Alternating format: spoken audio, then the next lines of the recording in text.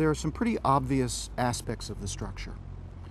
Most of the time when people ask about or talk about Henry VIII, the play, the first thing they talk about is pageantry or spectacle. So I want to talk about that for a second. And then also another key aspect of the structure is the series of rises and falls of about 6 major personages in the play. So why don't I chat about that a little bit, and we'll go from there. So first of all, this idea of pageantry. Because we are doing this play on the outdoor stage, we will very much lean into this idea of pageantry and spectacle. I even hope to add more of it. In this particular play, there are, very unusually so for Shakespeare's plays, there are detailed descriptions of the pageants in the stage directions.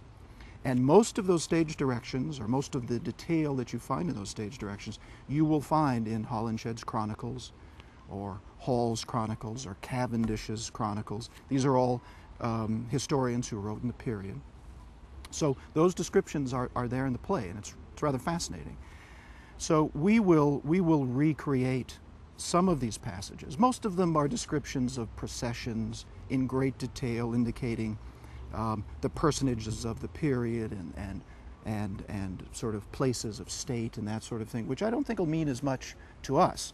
So rather than staging a procession to the coronation, we'll stage the coronation. Rather than staging the procession to the final christening, at the end of the play, the christening of the Princess Elizabeth, we'll stage the baptism.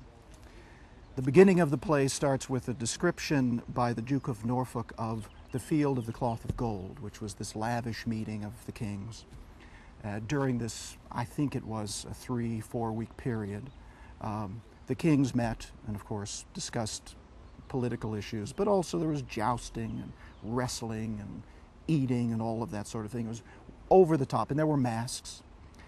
I think rather than have this simply spoken about, we are probably going to start the play with some sort of recreation of the Field of the Cloth of Gold, and it will bookend the play. We'll start with something lavish like that, and then we will move through the play and the various spectacles and intrigues, and then end also with, I hope, a very magnificent rendition of the baptism of Princess Elizabeth, who will become Queen Elizabeth later on. So just a few things about this spectacle.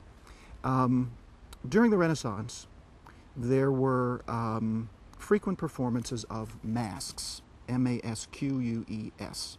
Ben Jonson wrote a lot of them. Inigo Jones designed a lot of them.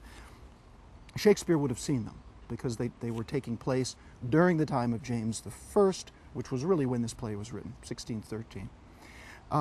Scholars have surmised that Shakespeare was probably very much influenced by these masks.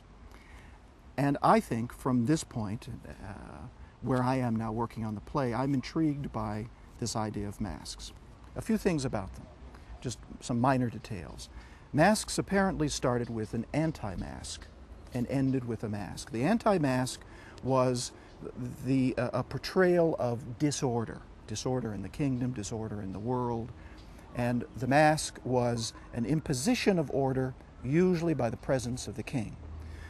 So some scholars have said that one can sort of apply this mask notion to the entirety of the structure of this play. I don't know if that's accurate, but I find it kind of stimulating. That is to say that the first part of the play, in the first part of Henry VIII, we see disorder in a sense. We see Cardinal Wolsey as the main counselor. We hear about his machinations. We see him send essentially the Duke of Buckingham to his death. He is also responsible for furthering the demise of Catherine. Sort of midway through the play, Henry discovers who Wolsey really is, that he is an agent of disorder, let's say. So he falls, Wolsey that is. Then from sort of the middle of the play to the end, we see the king ascend. We see the imposition of order start to take place in the play. The king has more authority by the end of the play, and we see in the culmination this beautiful prophecy speech by Cranmer, who says that the kingdom will now move from its dark period to its bright period, and we hear about what Elizabethan England was like and in the past, and what Jacobean England is presently. We also hear the king say, "In the birth of my daughter I have now become a man." And we have order established at the end of the play. So I think structurally that's kind of a fascinating thing to follow. So we'll be working with that idea. And of course there are many, as I said, sort of processions, spectacles, some masks in between. Also, another structural element that we see in the play that's very, very important is we see rise and fall of several individuals. And we could talk about all of them, but I think there's a common ground. And I also have to add that we watch the movement of King Henry through this play. And I think that he has very much of a central place in this play. Some scholars would disagree, but from a theater director's point of view, producer's point of view, I think we can very much establish him as a central figure. In fact, one scholar wrote, and I think this is an interesting metaphor for us, that the play was a series of portraits of 6 very important people with the king at the center, and they all pivot around the king. I find that interesting.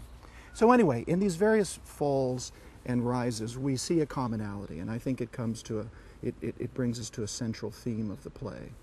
And that is, through these sorts of trials of life that Buckingham went through, Catherine, Wolsey, we watch a certain degree of suffering.